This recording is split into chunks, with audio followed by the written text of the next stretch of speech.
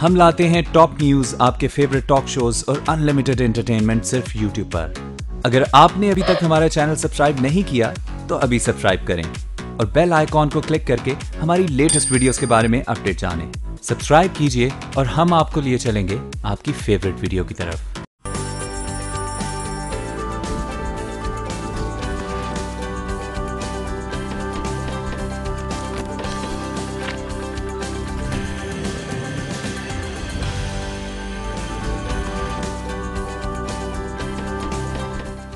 अस्सलाम वालेकुम, good Morning. आज के साथ मैं हूं अरबाब जहांगीर और मैं हूं सबा शेख। तो जनाब, एक अच्छी सी सुबह का आगाज़ हो चुका है और हम यही सोच रहे थे कि आज हम किस टॉपिक के ऊपर बात करेंगे, किस टॉपिक से आगाज़ करेंगे।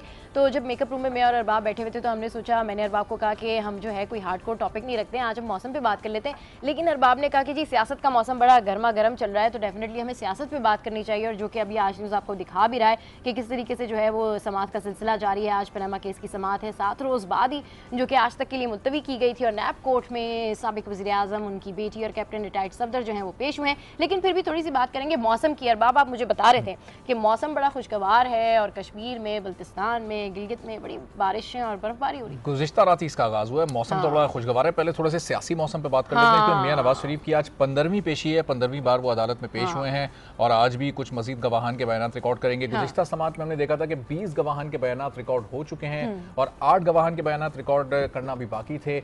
जब ये गवाहान के बयान रिकॉर्ड हो जाएंगे उसके बाद फिर इस केस का कोई फैसला सामने आ सकेगा, जो कि ज़ाहिर है हमारे मुल्क की सियासी सूरत हाल पर भी एक बड़ा असर डालेगा। इस समाअत के हवाले से तो हम आपको प्रोग्राम में आगे चलकर अपडेट करते ही रहेंगे। मौसम की आप बात करें थी सबा, गुज़िश्ता रात मौसम एकदम तब्दील हुआ, सर्दी की शिद्दत में और इजाफा हुआ।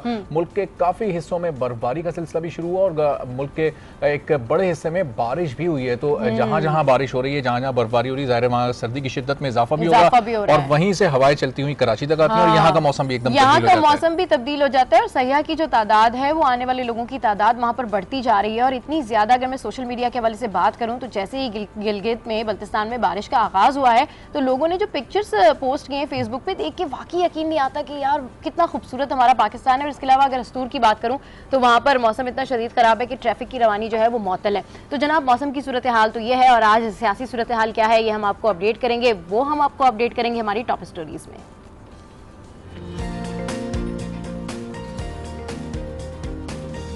साबिक वज़ीर आज़म नवाज शरीफ बेटी और दामाद के हमरा आज फिर एहतसाब अदालत में हाजिरी देंगे। इस्तिगासा के मजीद 2 गवाहों का बयान लिया जाएगा। इसहाक डार के खिलाफ भी केसेस मंतकी अंजाम को पहुंचने जा रहे हैं। एहतसाब अदालत में असासा जात रेफरेंस की समाअत आज फिर होगी। नवाज शरीफ और जहांगीर तरीन की नाअहली ताहयात है या नहीं, सुप्रीम कोर्ट का लार्जर बेंच आज मुकदमे की समाअत करेगा।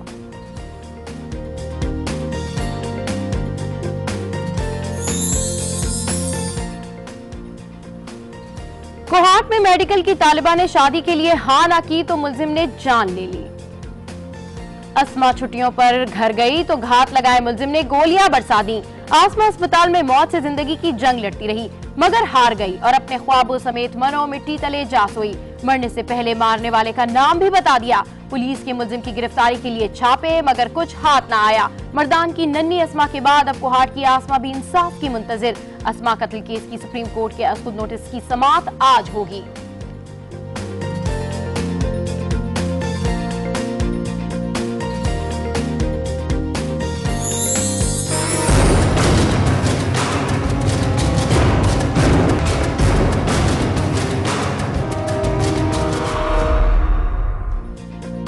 सिंध पुलिस ने एड़ी चोटी का जोर लगा लिया मगर राव अनवार अब तक ना मिला। कराची खंगालने के बाद टीमें अब दूसरे सूबों का रुख भी करेंगी। सुप्रीम कोर्ट की राव अनवार की गिरफ्तारी के लिए दी गई मोहलत खत्म हो चुकी है। आईजी साहब अब चीफ जस्टिस को क्या मुंह दिखाएंगे।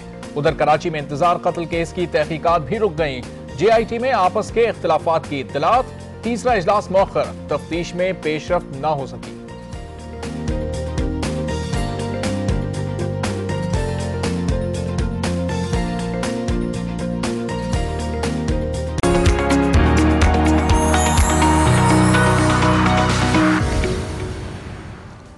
तो जनाब एक्सप्रेस की ये पहले शह सुर्खी और लीड और सुपर लीड शामिल करते हैं। एक्सप्रेस ने जो लीड लगाई है वो है मेमो केस से मुतालिक मेमो केस की फाइल तलब, हुसैन हक्कानी वापस आकर सामना करे। चीफ जस्टिस ने ये रिमार्क्स दिए।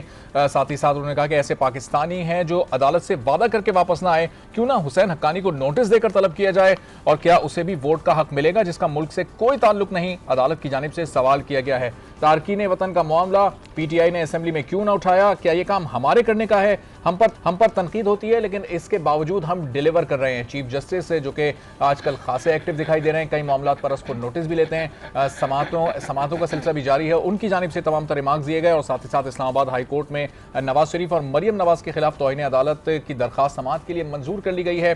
पीटीआई की जानिब से इलेक्शन कमीशन के खिलाफ दरखास्त खारिज कर दी गई। और एक और बड़ी इंपॉर्टेंट खबर एक्सप्रेस ने अपने मेन पेज पर ही लगाई है, वो है सेनेट इंतखाबात से मुतालिक जो 3 मार्च को होंगे।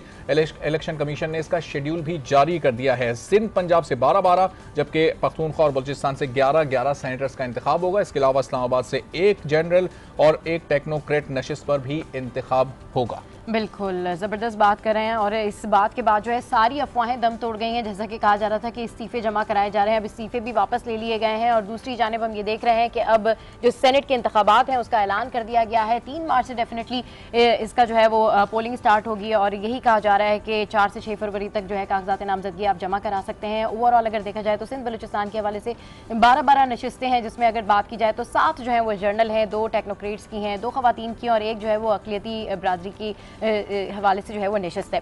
तो जनाब ये तो यहाँ पर सेनेट के हवाले से खबर पब्लिश की गई है। और दूसरी खबर आज जो मेन खबरें हैं वो ये हैं समाअत के हवाले से। आज बहुत सारी हेयरिंग्स हैं जिनमें एक नैब कोर्ट में चल रही है, अभी पनामा के हवाले से नैब कोर्ट में पेशी है।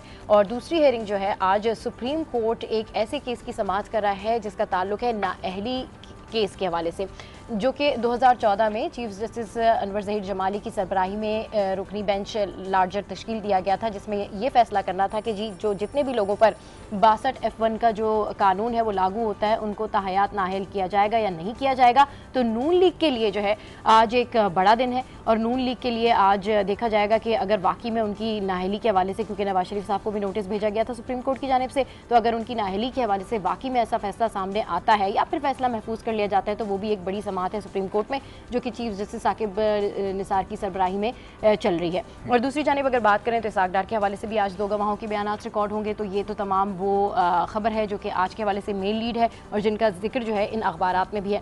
दूसरी जानिब कुछ अच्छी खबर भी अब शामिल करते हैं। और अच्छी खबर यह है कि जी वज़ीर आला सिंध ने अब ट्रांसपोर्ट की सूरत हाल का नोटिस ले लिया। और कराची के शहरियों के लिए बहुत ज़्यादा अच्छी खबर यह है कि उन्होंने कहा है कि 30 दिन के अंदर शारा फैसल पे अब आप नई बसेस देखेंगे।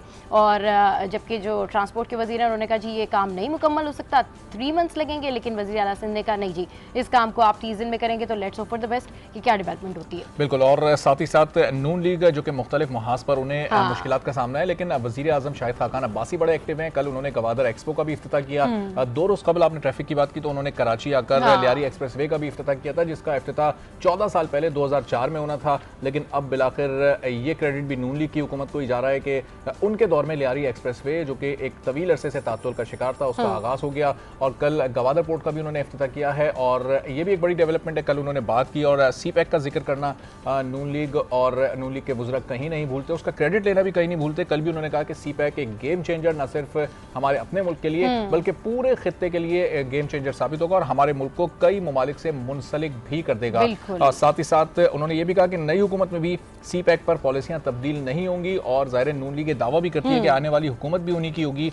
और इसी के बारे में डिटेल से हम प्रोग्राम में आगे चलकर मुशाहिदुल्लाह खान साहब से भी बात करेंगे, वो भी हमारे साथ मौजूद होंगे, नून लीग के सीनियर रहनुमा हैं। प्रोग्राम में आगे चलकर उनकी गुफ्तगू भी आपको हम दिखाएंगे जो कि उनसे हमने खुसूसी तौर पर की है। और साथ ही साथ ये भी बताएं कि सेनेट इंतखाबात बड़े इंपॉर्टेंट है इस वक्त, चूँकि एक बात ये की जा रही थी कि जो अपोजिशन की सारे इस वक्त एहतजाज हैं जो मुश्तरका तौर पर किए जा रहे हैं वो शायद इसलिए किए जा रहे हैं कि सेनेट के इंतखाबात को रोका जा सके। लेकिन अब बाकायदा तौर पर इसका ऐलान कर दिया गया कि 3 मार्च ही वो तारीख होगी जो कि ज़्यादा दूर नहीं है, सिर्फ 1 माह की दूरी पर है। 3 मार्च को सेनेट इंतखाबात होंगे और एक बार हुकूमत की जो पोजीशन है काफ़ी मुस्तहकम जो है वो भी नजर आ रही है। अच्छा जनाब एक और खबर शामिल करते हैं। अमीर मुकाम ने बड़ा ज़बरदस्त बयान दिया है, तनकीद की है PTI चेयरमैन इमरान खान पे। वो कहते हैं कि जी उनका वज़ीर आज़म बनने का ख्वाब कभी पूरा नहीं होगा और वो जो शेरवानी उन्होंने सिलवाई हुई है वो डेफिनेटली अपनी तीसरी शादी के लिए तैयार करके रखे, और साथ साथ उन्होंने कहा कि पार्लियामेंट में वो लानतान भी करते हैं, लानते भी देते हैं, लेकिन उसके बावजूद वहाँ से तनख्वाह भी लेते हैं, और जब भी मुज़ाकरात की बात की जाती है तो खान साहब जो होते हैं वो धरने में होते हैं। तो ये डेवलपमेंट है जनाब। और राना सनाउल्लाह के हवाले से अगर बात की जाए तो शाहिद मसूद का जो केस है उसके हवाले से अब ये उसके अंदर डेवलपमेंट हुई है कि 2 नए लोग के अंदर जो है वो अब शामिल किया गया है, उनका तकर्रुर किया गया है। और डेफिनेटली इससे पहले जो DGFIA बशीर मेमन साहब को उसमें शामिल किया गया था, तो अब उसके वाले से जो कमेटी है वो 30 दिन में रिपोर्ट पेश करेगी। और एक और एंटरटेनमेंट की अगर मैं खबर शामिल करूँ, वो मूवी है अनसीन, जो कि 23 मार्च को रिलीज हो रही है। और मुझे इंटरेस्टिंग पार्ट ये लगा इस मूवी का कि उसके अंदर जो है आईफोन शॉट्स हैं, और देखना ये है कि ये मूवी आईफोन शॉट्स के थ्रू जो है वो कैसे बनाई गई है। तो खबरें तो बहुत सारी हैं, लेकिन टाइम जो होता है वो बहुत शॉर्ट होता है। अब हम चलेंगे मुख्तलिफ शहरों की जाने, बट सबसे पहले हम कहाँ जा रहे हैं? सबसे पहले हम जा रहे हैं इस्लामाबाद जा रहे हैं। यासिर नजर हमारे साथ मौजूद हैं। यासिर, इस्लामाबाद में नैब कोर्ट में समाअत तो चली रही है, समाअत की डिटेल्स भी बताइएगा, क्या इसका आगाज़ हो चुका है? नवाज शरीफ और मरीम नवाज वगैरह वहाँ पर पहुँच चुके हैं, और इस समाअत के अलावा आज क्या एक्टिविटीज़ रहेंगी इस्लामाबाद में, ज़रा वो भी बताइएगा। जी बिल्कुल, आज शहर इक़्तिदार में तो सबसे बड़ी एक्टिविटी यही है, जिस हवाले से अब सुबह साबिक़ वज़ीर-ए-आज़म नवाज शरीफ और उनकी जो साहबजादी है वो एहतसाब अदालत पहुंची पंजाब हाउस से, और उसके बाद अब बाकायदा तौर पे समाअत का आगाज़ हो चुका है। 2 गवाहान के जो बयानात हैं वो कलमबंद होने हैं, तो अब समाअत का आगाज़ हुआ है, तो इन दोनों गवाहान के जो बयानात हैं वो कलमबंद होंगे। और उसके अलावा जो वज़रा थे वो सुबह सवेरे हमने देखा यहाँ पहुँचे, और वज़रा की बड़ी तादाद यहाँ मौजूद थी, और उन्होंने उनको वेलकम किया। और इसके अलावा मीडिया से भी गुफ्तगू की। बदस्तूर जिस तरह साबिक़ वज़ीर-ए-आज़म नवाज शरीफ और उनकी साहबजादी एक गाड़ी में आते हैं, और इसी तरह जो कैप्टन सफदर दूसरी गाड़ी में आज भी मौजूद थे, इसी तरह इलादा जो है इलादा दोनों गाड़ियों में वो यहाँ पहुँचे। तो इस तरह अब जो हमने देखा कि आज सिक्योरिटी भी इंतहाई सख्त की गई थी, पुलिस के साथ FC के एहलकार जो हैं वो दोबारा तैनात किए गए थे, और इसके साथ कारकुनान की बड़ी तादाद भी यहाँ मौजूद थी।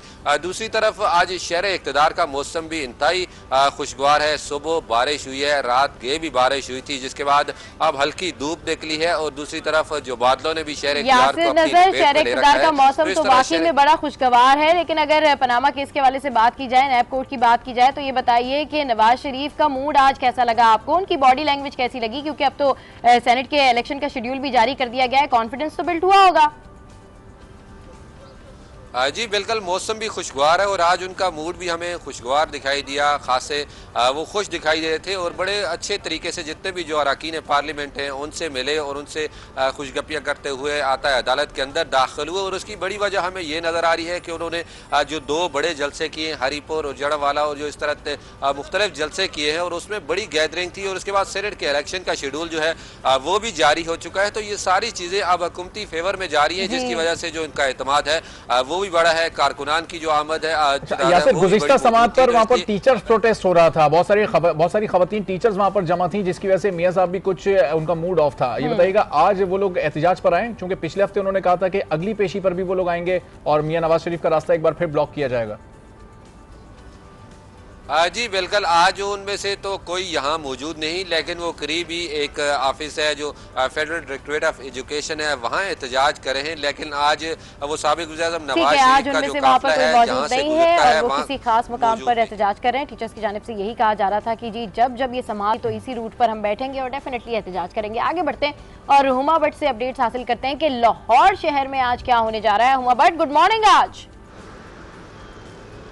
Good Morning. आज दिन का आगाज़ जो है वो पंजाब असम्बली के सेशन से होने जा रहा है। सेशन के एजेंडे में जो हम लोग हमेशा ही देखते हैं कि हम कौमी अमूर जो है वो ज़ेर बहस रखे जाते हैं, लेकिन यकीनन हर दफ़ा की तरह इस दफ़ा भी हम उम्मीद करते हैं कि अपोजिशन और दीगर जो जमातें हैं वो यकीनन सियासी अमूर जो है वो बहस में लाती हैं, और जिसके बाद जल्दी से ही जो इजलास है वो मुलतवी हो जाता है। तो आज देखते हैं आज इस सेशन में क्या होता है।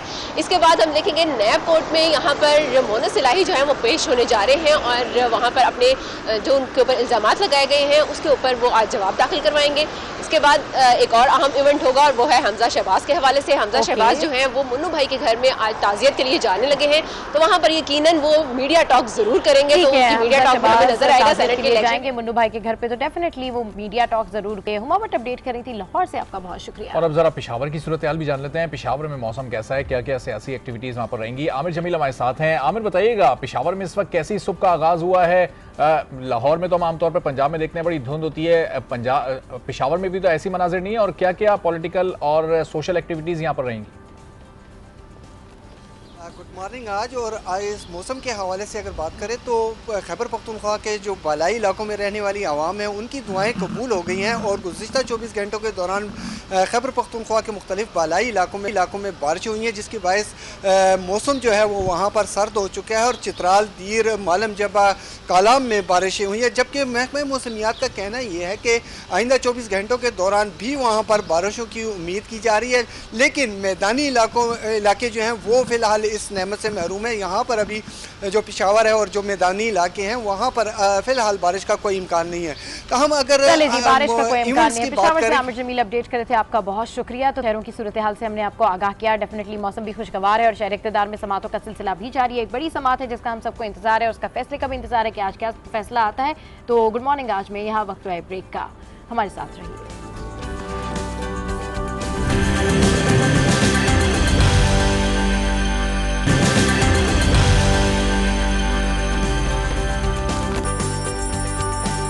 Welcome back to Good Morning आज। तो जनाब, जहाँ पर सियासी गहमा गहमी है वहीं पर हम देख रहे हैं कि टूरिज्म भी पाकिस्तान में बड़ा बढ़ता जा रहा है। और मैं और अरबाब आज सुबह यही बात कर रहे हैं कि यार इसके ऊपर भी हम एक स्पेशल सा शो करेंगे कि वाकई में आप देखें कि पाकिस्तान के जो हमारे मुकामात हैं वहाँ पर लोग कितने ज़्यादा आते जा रहे हैं और लोगों को पता चलता जा रहा है कि पाकिस्तान कितना खूबसूरत है। और जहाँ पर हमारी बात की जाए सिंध की और स्पेशली कराची में, तो हमारे पास बहुत हेरिटेज है, हमारा बहुत विरसा है जिसको विजिट करने की ज़रूरत है और लोगों को बताने की ज़रूरत है कि हमारे पास क्या क्या नायाब चीजें, और न सिर्फ लोगों को बताने की बल्कि इसकी अहमियत उजागर करने की बड़ी जरूरत है। क्योंकि आज के दौर में हम देखते हैं कि इस विरसे से जो हमारी यूथ है उसका गैप बढ़ता जा रहा है, इस विरसे की अहमियत खत्म होती जा रही है। तो इस विरसे की अहमियत हम लोगों तक तभी पहुंचा सकते हैं जब लोग वहां जाएं, उन जगहों को विजिट करें और देखें कि क्या क्या चीजें हमारे पास जो नायाब चीजें मौजूद हैं। नेशनल म्यूजियम में शाजिया गई, वहाँ की उन्होंने सैर की और हम भी चलते हैं, वो हमें भी सैर कराएंगे और आप सब भी देखें और नेशनल म्यूजियम की सैर करें। Okay, I really want to see. जी, मैं इस वक्त मौजूद हूँ नेशनल म्यूज़ियम में जो कि कराची में कायम है। यहाँ पर हमें मोइंजोदड़ो की पूरी तहजीब नज़र आई है जो कि 1500 से 2500 साल कबल मसीह की है। यहाँ पर हमें मोइंजोदड़ो से दरियाफ़्त किए गए काफ़ी सारे नवादरात नज़र आए हैं, उनके बर्तन हैं, उनके बहुत से मुजस्मे हैं, सील्स हमें यहाँ पर नज़र आई हैं जो कि वो लोग अपने उस ज़माने में इस्तेमाल किया करते थे, चाहे वो करेंसी के तौर पर हो, चाहे वो स्टैम्प्स के तौर पर हो। इसके अलावा बुल कार्ड जो कि वो लोग अपनी ट्रांसपोर्टेशन के तौर पर इस्तेमाल किया करते थे। कुछ यहाँ पर ऑब्जेक्ट्स यहाँ पर जो मुझे नज़र आए हैं, हड़प्पा से दरियाफ्त की गई बहुत सी पॉटरीज हैं, कॉपर और ब्रॉन्ज की बहुत सी चीज़ें हैं जो कि मोइंजोदड़ो के रिहायशी उस वक्त जो है इस्तेमाल किया करते थे अपनी ज़िंदगी की ज़रूरियात पूरी करने के लिए, गुजारने के लिए। वहाँ पर जो चीज़ें ख़रीदने का और फ़रोख्त करने का सिस्टम था वो एक बार्टर सिस्टम के तहत उनकी ज़िंदगी में मतलब चलता था। जितनी चीज़ें हमने देखी हैं उससे हमें जिससे पता चलता है कि वो पढ़े लिखे और तरीके वाले लोग थे, क्योंकि यहाँ पर खेल है जिसको कि चेस कहा जाता है, वो भी मोइंजोदड़ो की तहजीब से दरियाफ्त हुआ है जो कि हमें यहाँ पर गैलरी में नजर आया है।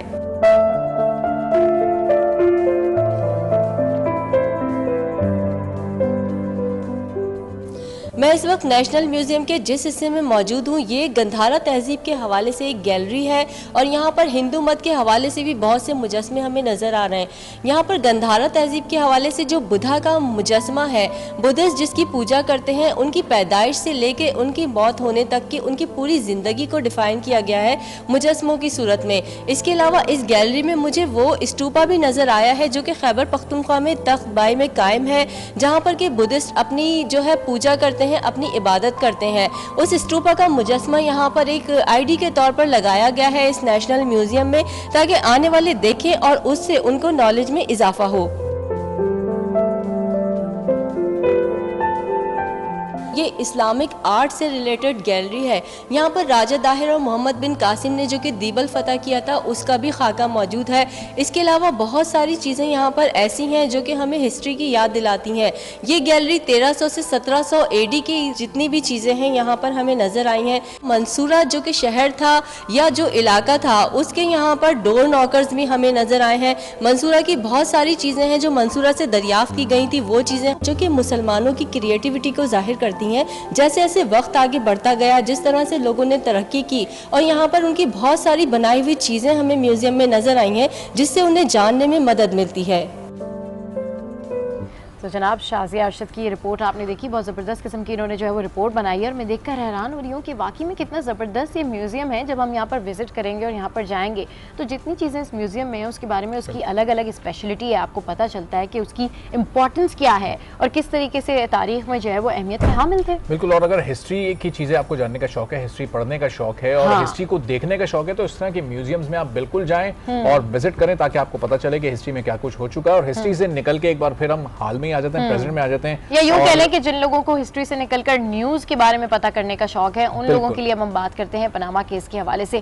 डेफिनेटली आज एक अहम केस की समात है और जैसा कि मैंने शुरू में भी ये बात की थी कि एक और समात बड़ी इंपॉर्टेंट है और वो समात जो है वो ताहयात नाअहली के हवाले से है। और जहाँ पर हम देख रहे हैं कि नून लीग के अंदर थोड़ा सा कॉन्फिडेंस आया था, वहीं आज एक दफ़ा फिर से नून लीग जो है वो मुश्किलात में गिरी नज़र आती है, क्योंकि अगर ये समात जो है इसका कोई फैसला आ जाता है और ताहयात नाअहली के हवाले से ये फैसला आ जाता है तो फिर भी नून लीग को काफ़ी ज़्यादा मुश्किलात का सामना करना पड़ेगा, क्योंकि ये भी कहा जा रहा है कि 5 साल की नाअहली भी की जा सकती है, ये भी कहा जा रहा है कि ताहयात भी की जा सकती है, ये भी कहा जा रहा है कि फैसला आज महफूज भी किया जा सकता है। तो जो करंट पॉलिटिकल सिचुएशन है वो डेफिनेटली बहुत ज़्यादा कन्फ्यूजिंग सी है कि हम एक चीज़ से निकलते हैं तो दूसरी चीज़ के ऊपर डिबेट पे फिर हम फंस जाते हैं। क्यों अरबाब? बिल्कुल सही आप कह रही हैं और पनामा केस की भी जो हेयरिंग है वो बड़ी इंपॉर्टेंट है क्योंकि अब वो अपने एंड की तरफ बढ़ रही है। 20 से ज़ायद अब गवाहान के बयानात रिकॉर्ड हो चुके हैं, अब 22 इनकी तादाद हो चुकी है और 28 सिर्फ गवाहान है। जैसे ही ये गवाहान के बयानात का सिलसिला रिकॉर्ड होने का खत्म हो जाएगा तो उसके बाद फिर इंतजार होगा फैसले का। अब आहिस्ता आहिस्ता केसेस, चूंकि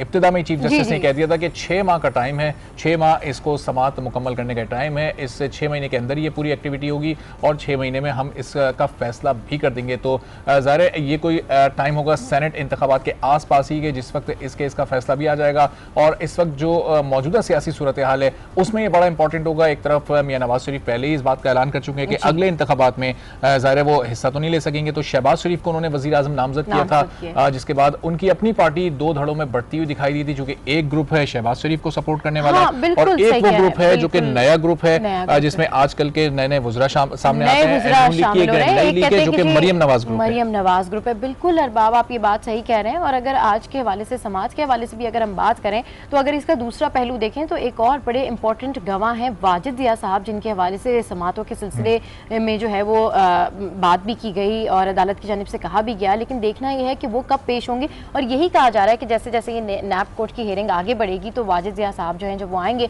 तो डेफिनेटली एक अहम किरदार अदा करेंगे समात के हवाले से। और जहाँ आपने सेनेट के इलेक्शन की बात की और अपकमिंग 2018 के इलेक्शंस की बात की तो उसके लिए जनाब तमाम सियासी जमातें बड़ी मुतारिक हुई हैं। अगर आप पीपल्स पार्टी के हवाले से देखें तो पीपल्स पार्टी का भी अपना एक बड़ा स्टांस है और डेवलपमेंट की अगर बात करें तो हर पार्टी ये चाह रही है कि वो अपने अपने सूबे में जितना चाह सकती है, जितना कर सकती है उतने इकदाम करे, जैसे कि वज़ीर आला सिंध ने अभी न्यू बसेस के हवाले से इकदाम किए हैं। तो जनाब तमाम तर कोशिशें तमाम पार्टीज़ की बड़ी तेज़ हो गई हैं, लेकिन यहाँ पर एक बात काबिल ज़िक्र है और वो ये बात है अरबाब कि हम देख रहे थे एक अलायंस बनने जा रहा था सानिया मॉडल टाउन के हवाले से, बाकर नजफी की रिपोर्ट के हवाले से ये कहा जा रहा था तमाम ही सियासी पार्टीज़ की जानिब से कि जी ये इत्तेहाद कायम हुआ है और इसके बाद जो है वो हुकूमत नहीं रहेगी और बड़े बड़े दावे भी किए जा रहे थे।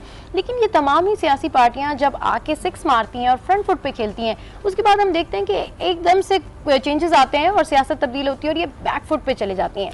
तो इस तरह की जो है वो करंट पॉलिटिकल सिचुएशन जो है वो अभी हमारे मुल्क में ओवरऑल है। बिल्कुल इस तरह की सिचुएशन है। और वो जो आपने बात की थी वाजिद ज़िया के बयान की, तो वाजिद ज़िया को तमाम गवाहान के बयान बुलाया जाएगा वहां पर और उसके बाद उनका बयान रिकॉर्ड किया जाएगा क्योंकि सबसे इंपॉर्टेंट बयान पनामा केस में वाजिद ज़िया का है। उनके अंडर में ही JIT काम कर रही थी, उन्होंने रिपोर्ट्स और सारे डॉक्यूमेंट्स सबमिट किए हैं और उस सबमिशन के बाद ही नवाज शरीफ को 28 जुलाई को नाअहल भी किया गया था। तो प्रोग्राम में इस टॉपिक पर तो मजीद बात करते रहेंगे, एक ब्रेक लेते हैं और ब्रेक के बाद मुस्लिम लीग नून के सीनियर रहनुमा मुशाहिदुल्लाह साहब हमारे साथ होंगे, उनसे खुसूसी गुफ्तगू करेंगे। Stay with us.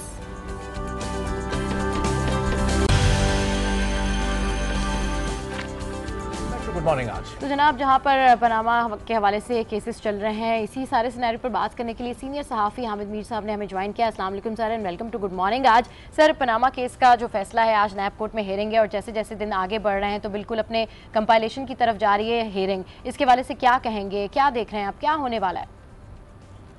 देखिए काफ़ी सारी दरखास्तें सुप्रीम कोर्ट में दायर की गई थी। उसमें जहांगीर तरीन साहब की तरफ से भी आई थी और कुछ और लोगों की तरफ से भी आई थी। इसमें नवाज शरीफ साहब जो हैं उन्होंने बराह रास्त कोई दरखास्त दायर नहीं की। जो ये दरखास्तें हैं, इन दरखास्तों में ये कहा गया है कि जो पनामा केस में डिस्क्वालीफाई किया गया था साबिक वज़ीर-ए-आज़म नवाज शरीफ को 62(1)(f) के तहत, तो उसकी नाअहली की मुद्दत क्या है? ये एक आईनी सवाल है जिसपे कि सुप्रीम कोर्ट से कहा गया कि आप ये तयन करें कि जो लाइफ टाइम डिस्क्वालिफिकेशन है उसकी मुद्दत क्या है, क्योंकि जो हमारे कानून में जो उम्र कैद की भी सजा अगर होती है तो वो भी 7 साल होती है, इन सम केसेस 14 साल भी होती है। तो उसमें एक कोई ना कोई मुद्दत जो है वो तय होती है। तो ये जो लाइफ टाइम डिस्क्वालिफिकेशन है इसकी मुद्दत क्या है? क्या ये 5 साल है या ये फॉर एवर है? तो इसके लिए ये बहुत सी दरखास्तें इकट्ठी करके तो चीफ जस्टिस ने उनकी हेयरिंग शुरू की है। नवाज शरीफ साहब राह रास्त इसमें एप्लीकेंट नहीं है, लेकिन उनको इसलिए बुलाया गया था कि क्योंकि वो भी इसमें एक मुतासरा फरीक हैं, तो चीफ जस्टिस साहब उनका मौक़िफ़ सुनना चाहते थे, इसलिए उनको बुलाया गया। अच्छा हामिद मीर साहब, ये जो पनामा केस की एक्चुअल जो समाज चल रही है, नैब में जो हेयरिंग हो रही है, जरा उससे मुतालिक थोड़ी सी हम बात कर लेते हैं। मियां साहब को अक्सर आपने सुना होगा, वो ये कहते हैं कि बड़े सुपरसोनिक अंदाज में उनका ट्रायल हो रहा है, जबकि पीपल्स पार्टी पीटीआई ये कहती है कि इन पर तो अदालत ने, नैब ने बड़ा हल्कात रखा हुआ है, इनको बड़ी सहूलत दी हुई है। आपका तज्जिया क्या है इस पर? वाकई ये बड़ा स्लो प्रोसेस चल रहा है या जैसे मियां साहब कहते हैं बड़ा सुपरसोनिक अंदाज में इस केस का ट्रायल हो रहा है? आप इससे मुत्तफिक हैं? देखिए, पीटीआई वालों पे तो सिर्फ कोई करप्शन का केस तो नहीं है, ना ही कोई इतना बड़ा केस है उन पे, अलबत्ता पीपल्स पार्टी वालों पे है। ये इल्जाम ज्यादातर पीपल्स पार्टी वाले लगाते हैं कि जिस तरह डॉक्टर आसिम हुसैन का नाम ईसीएल में आ गया था, शर्जील मेमन साहब का नाम ईसीएल में है, वो ज़ेरे हिरासत हैं। इस तरह बहुत से जो पीपल्स पार्टी के रहनुमा हैं उनका ये ख्याल है कि मुस्लिम लीग नून पे हल्का हाथ। अब देखे ना कि नवाज शरीफ साहब को डिस्क्वालीफाई भी किया गया है, वो बहुत से नैब के रेफरेंस भी भुगत रहे हैं, लेकिन उनका नाम ईसीएल पे तो नहीं है।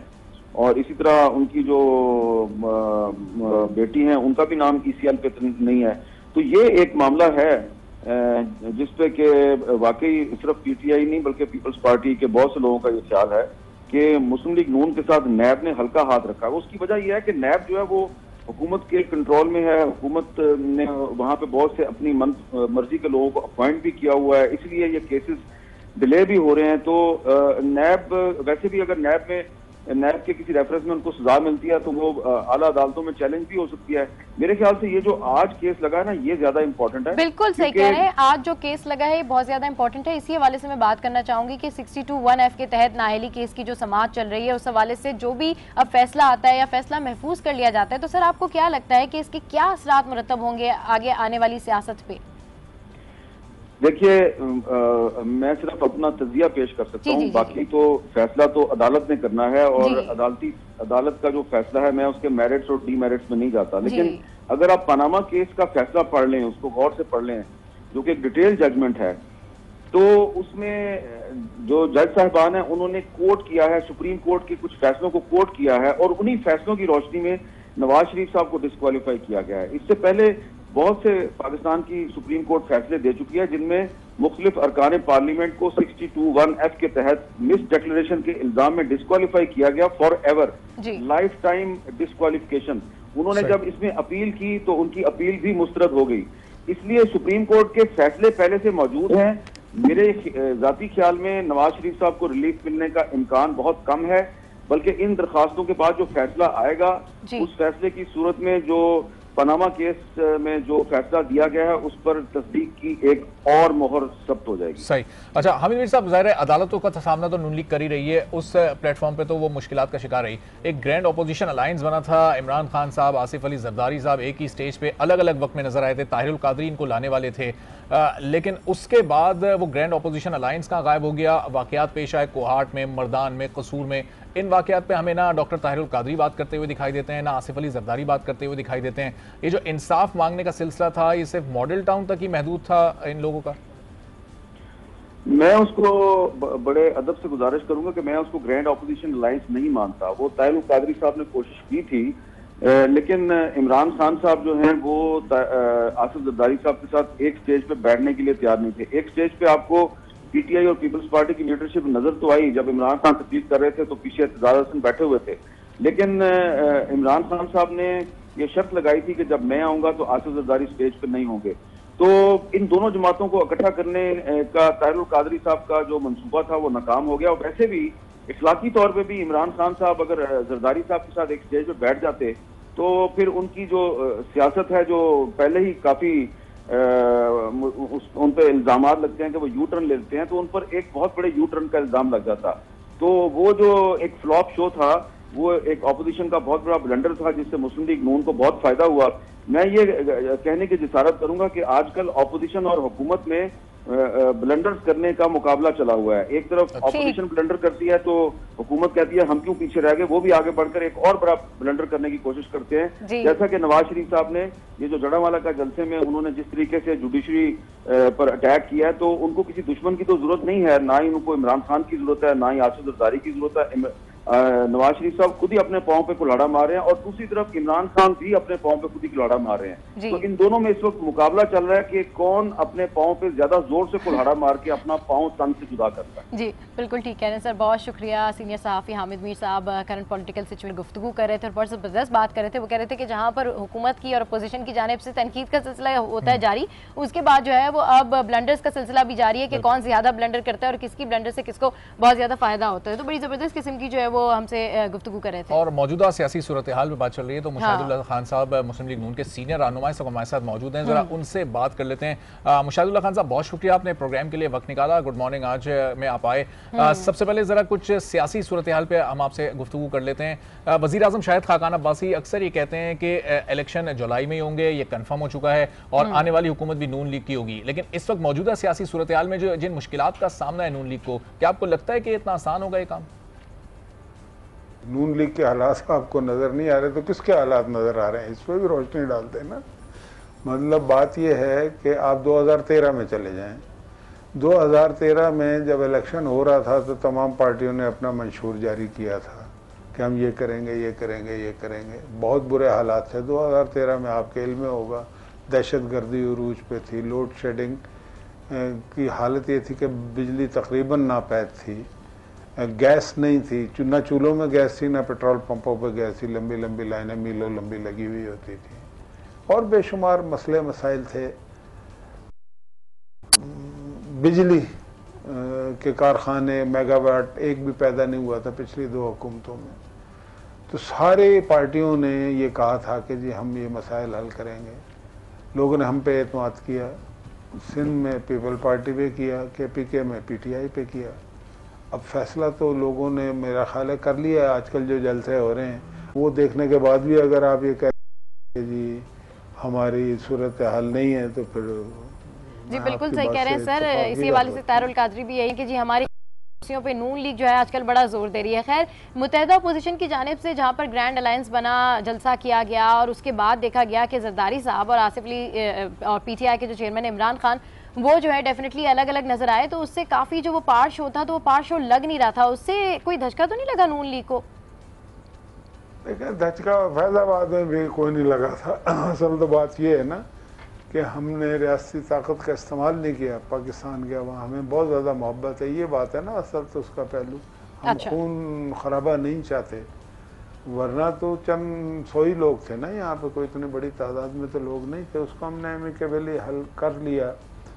जहाँ तक इसकी मैं आपको एक बात बताऊँ, ये जो हक और सच होता है ना, इसके अंदर बड़ी ताकत होती है। फिर ये है कि आप जो भी सियासत कर रहे हैं जी, वो मुस्बत होनी चाहिए, वो बिल मकसद होनी चाहिए। बग़ैर मकसद के अगर आप कोई सियासत करेंगे, आप कोई एक्शंस करेंगे, मसलन मैं ये समझता हूँ कि ये तीनों पार्टियाँ मासूम लोगों की जानों पे और उनकी लाशों कर रही थी। तो लाशों की सियासत जो है वो को पसंदीदा अमल तो नहीं है, ना अल्लाह के नज़दीक ना आवाज़ के नज़दीक। तो इस जलसे ने यह साबित किया, जो कुर्सियों का एक अजीम शान इज्तिमा था, कि लोग समझ गए हैं इन लोगों को। जरदारी को भी समझ गए हैं, इमरान खान को भी समझ गए हैं, और तारुल कादरी को तो पुराने समझे हुए हैं। अच्छा। आज तक एक काउंसलर भी उसका मुंतखब नहीं हुआ। लेकिन अफसोस हमें इस बात का है कि एक पीपल्स पार्टी जो जुल्फ़िकार अली भुट्टो का नाम लेती है, बेनज़ीर मोहतरमा बेनज़ीर भुट्टो का नाम लेती है, वो एक ऐसे फ़र्द के दाएं जाके बैठ गए कि जिसने कब्र खोदी थी जमहूरियत की। एक तरफ वो कहते हैं हम जमहूरियत प्रचारक हैं, भुट्टो साहब ने कुर्बानी दी, बेनज़ीर ने कुर्बानी दी, तो तारुल कादरी ने तो नहीं दी। उसने तो हमेशा जमहूरियत के ख़िलाफ़ साजिश की है। यहाँ पर उसने कब्र बनाई डी चौक में। अलामती कब्र बनाई, इमरान खान उनके साथ था, ये उनके साथ जाके बैठ गए।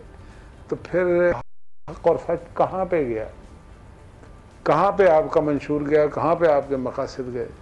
और फिर सवाल ये नहीं है कि ज़ैनब के साथ जो हुआ बड़ा बुरा हुआ, आसमा के साथ जो हुआ वो भी बड़ा बुरा हुआ, और दीगर बच्चियों के साथ जो भी इस तरह के वाक़यात होते हैं वो बहुत सैड और बड़े तकलीफ दे होते हैं। ठीक, उसमें खाली अल्फाज की हद तक उसकी कंडमनेशन करके चुप करके बैठ जाना कोई बात नहीं है। बात यह है कि आप अपने सूबे की खबर नहीं लेते।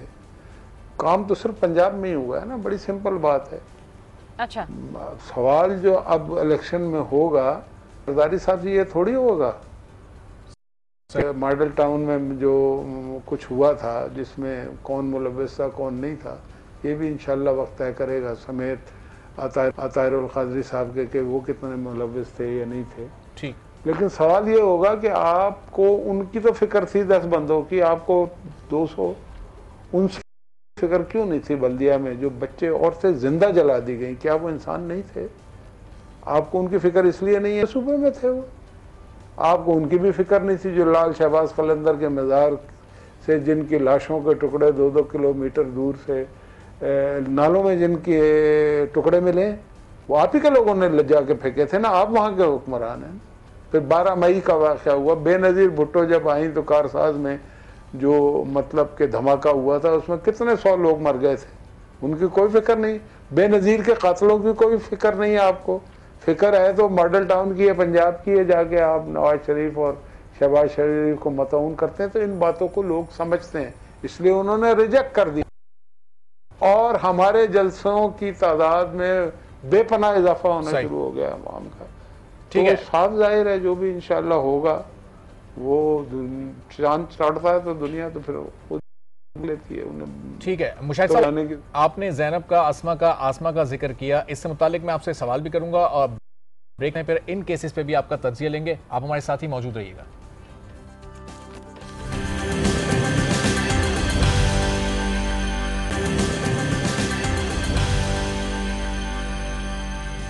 Welcome back to Good Morning आज। और मुस्लिम लीग नून के सीनियर रहनुमा मुशाहिद मौजूद हैं। गुफ्तगू के सिलसिले को आगे बढ़ाते हैं। मुशाहिद साहब, ज़ैनब के कातिल तो पकड़ लिए गए हैं, पंजाब पुलिस ने उनको क्रेडिट भी जाता है, उन्होंने कातिल पकड़ लिए, लेकिन इसी तरह के 2 केसेस वहाँ भी मर्दान और कोहाट में भी सामने आए, KPK में भी आए, और KPK की पुलिस के लिए बड़े दावे किए जाते हैं इमरान खान की जानिब से, PTI की जानिब से उसको डीपोलिटिसाइज कर दिया गया है, कोई उसमें इन्फ्लुएंस नहीं है, लेकिन अभी तक वो 2 कातिल नहीं पकड़े जा सके हैं। कितना जोर लगाएंगे आपको लगता है इमरान खान उन कातिलों को पकड़ने के लिए, और पुलिस को कितना पुश करेंगे? देखें, बात यह है कि सवाल उठाना आसान है, डिलीवर करना मुश्किल होता है।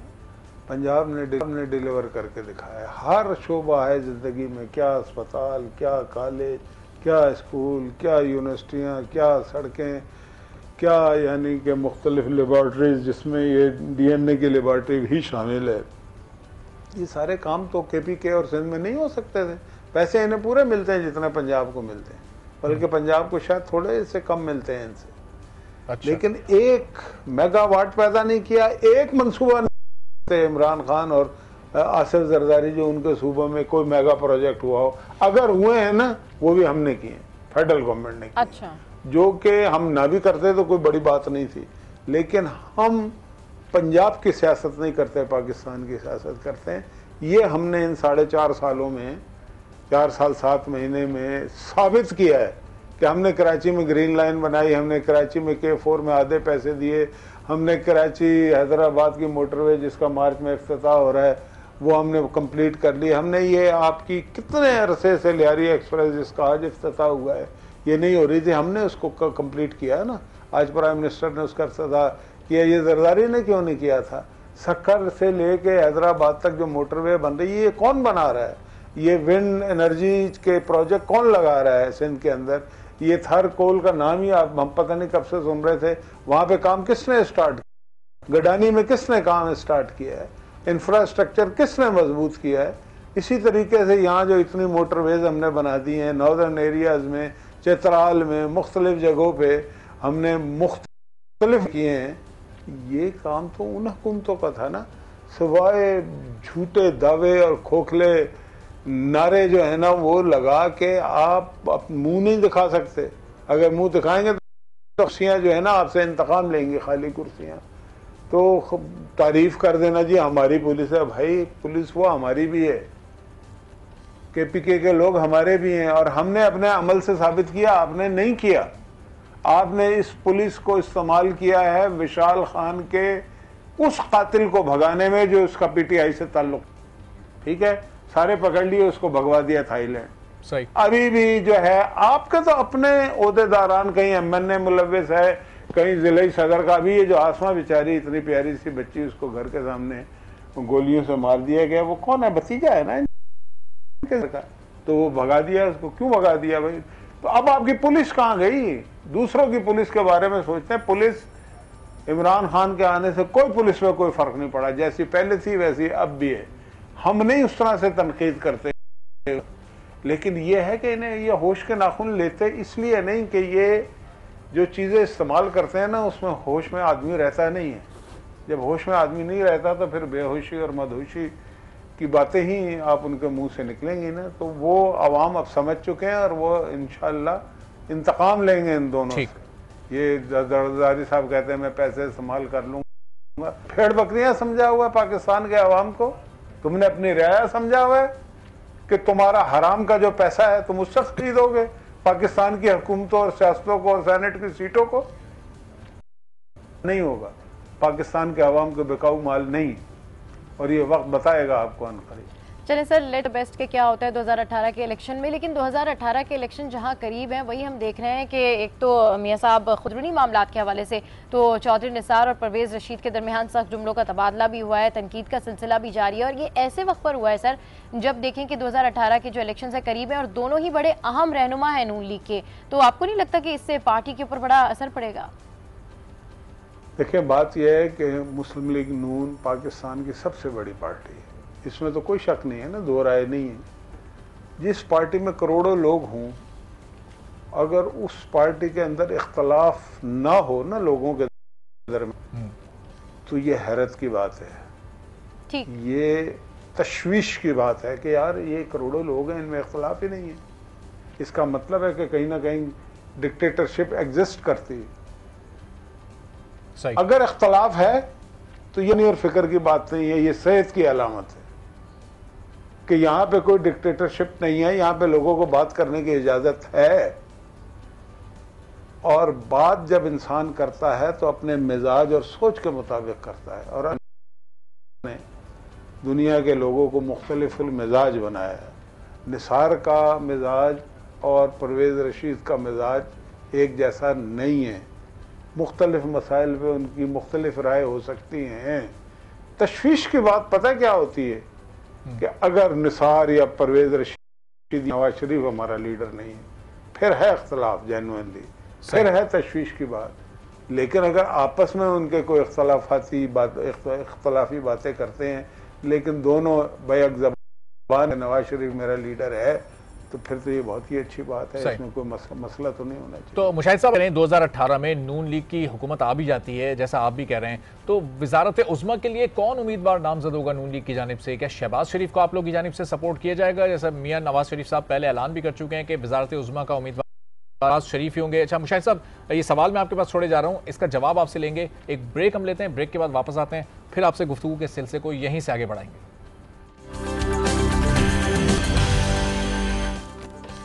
Welcome back to Good Morning. आज मुशाहिदुल्लाह साहब सीनियर सियासतदान इस वक्त हमारे साथ, उनके सीनियर रहनुमा है। मुशाहिद साहब, ब्रेक में जाने से पहले मैंने आपसे सवाल किया था कि अगर 2018 के इंतखाबात में नून लीग की हुकूमत आती है तो वजारत उज़्मा का उम्मीदवार कौन होगा? शहबाज शरीफ साहब को आप लोग सपोर्ट करेंगे?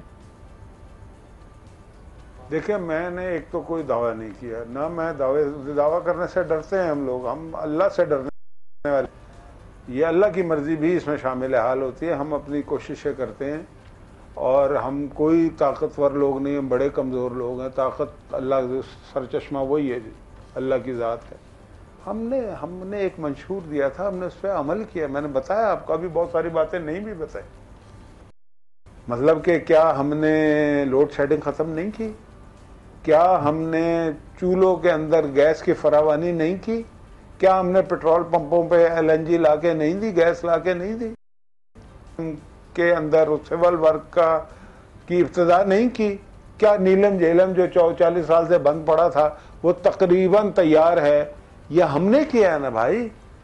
तो हम इसलिए कहते हैं कि आवाम से हमने जो वादे किए थे, जितने वादे किए थे उससे ज़्यादा किया है, हमने पूरा करके दिया है। तो जब हमने पूरा करके दिया है तो हमें एतमाद है, लेकिन फिर भी हम अल्लाह से डरते हैं। हम दावे करने वाले लोग नहीं हैं कि हम जनाब ये कर देंगे या वो कर देंगे या पैसों से कर देंगे या फलाना कर देंगे, नहीं।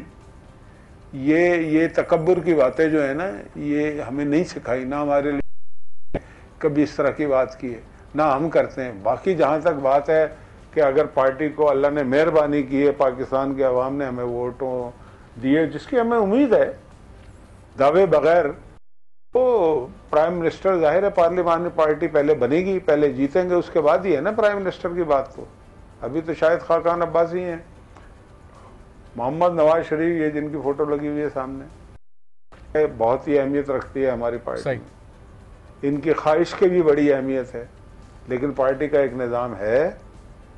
इनकी अगर ख्वाहिश होगी, नवाज शरीफ की ख्वाहिश, तो उसके पीछे सबका सरनगू होगा, क्योंकि ये पार्टी इनके नाम से, और जो इनकी खिदमात हैं, इनके ख़ानदान की खिदमात हैं। अच्छा, बिल्कुल सही कह रहे हैं। पार्टी की जो भी खिदमात हैं वो एक तरफ हैं, डेफिनेटली वो भी बड़ी काबिले कदर खिदमात हैं, जो भी है। हर पार्टी जो है अपनी पार्टी को इसी तरह ऑन करती है जिस तरह से आप बात करें। लेकिन सर, अगर बात की जाए थोड़ी सी इमरान खान साहब के हवाले से, तो पार्लियामेंट पर उन्होंने अभी थोड़े दिनों पहले ही पार्लियामेंट के लिए उन्होंने जो है कहा कि जी मैं पार्लियामेंट के ऊपर लानत भेजता हूँ। तो दूसरी जानिब अगर देखा जाए तो और नवाज शरीफ जो हैं वो भी अदालत के हवाले से इस तरह के कड़े रिमार्क्स पास करते हैं, तनकीद करते हैं। और अब तो जो तौहीन अदालत की समाअत है वो भी, जो दरख्वास्त है वो भी मंजूर कर ली गई है समाअत के लिए। तो इस पर आप क्या कहेंगे? देखें, जहाँ तक अदलिया की बात है, अदलिया को पाकिस्तान फैसले करने का इख्तियार देता है, सही करें या गलत करें, किसी को मंजूर हो या ना हो, आइन उन्हें इख्तियार है, और उनके फैसले पे अमल दरामद करना भी तमाम लोगों का फ़र्ज़ है।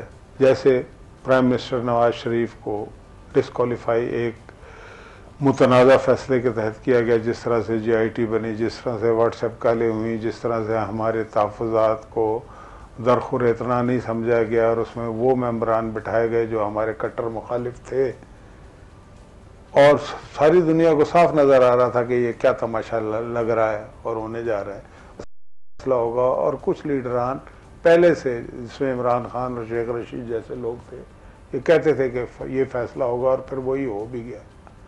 अब मियाँ नवाज शरीफ डिस्क्वालीफाई हो गए, तो इसके ये फैसला जो है, इसके बावजूद 4 घंटे में इस पर अमल दरामद हमने कर दिया था। लेकिन जिस तरह से आइन अदालतों को अपने फैसले करने का अख्तियार देता है, इसी तरह से आइन पाकिस्तान के अवाम को उन फैसलों पे तनकीद करने का भी अख्तियार देता है। ठीक है, सही। तो अगर तनकीद हो रही है, लेकिन हमने किसी को शर्मनाक नहीं कहा। इमरान सुप्रीम कोर्ट को, इमरान खान ने नंगी गालियाँ दी हैं अदालतों को, इलेक्शन कमीशन को बुरा भला कहा, जो वो भी एक सॉर्ट ऑफ कोर्ट है। ठीक है, और अगर उन्हें कहीं से वो मिला इंसाफ तो उन्होंने बल वाह किया, वरना उन्होंने बुरा भला किया। नवाज शरीफ के मुंह से एक गंदा लफ्ज़ आज तक नहीं निकला। ये उसका हक़ है कि अगर वो तनकीद कर रहा है तो उसे तनकीद करनी चाहिए। मेरा, आपका, सबका हक़ है कि अगर फ़ैसले जो है कभी ठीक होते हैं, कभी ठीक नहीं भी होते, और बहुत सारे ऐसे फ़ैसले हुए हैं तो नीची अदालतें भी तस्लीम नहीं करती कि ये सही फ़ैसले थे। जब अदालतें खुद अपने फ़ैसले किए हुए फैसलों को तस्लीम नहीं करती, तो फिर नवाज शरीफ को या किसी और को कैसे इस बात पे मतऊन किया जा सकता है कि वो फैसलों के खिलाफ क्यों। ठीक है, मुशाहिदुल्लाह खान साहब, बहुत शुक्रिया। उनके सीनियर रहनुमा मुशाहिदुल्लाह खान साहब गुफ्तगू कर रहे थे और कह रहे थे कि 2018 के इलेक्शन में आवाम के सामने अपनी वो कारकर्दगी रखेंगे कि जो उन्होंने गुज़िश्ता 4 साल में मुल्क के मुख्तलिफ हिस्सों में दिखाई है, और फिर आवाम के सामने जाएंगे और उनसे वो वोट मांगेंगे। बिल्कुल, और लेट्स सी कि क्या होने जा रहा है 2018 में। तमाम सियासी जमातें यही कोशिश कर रही हैं कि वो कम बैक करें और उन्हीं के पास जो है वो हुक्मरानी भी हो। तो गुड मॉर्निंग आज के प्लेटफॉर्म से फिलहाल इतना ही। आई होप कि आज का शो आपको बहुत पसंद आया होगा। आप अपना फीडबैक हमारी सोशल साइट पर देख सकते हैं। देखते रहिए गुड मॉर्निंग आज।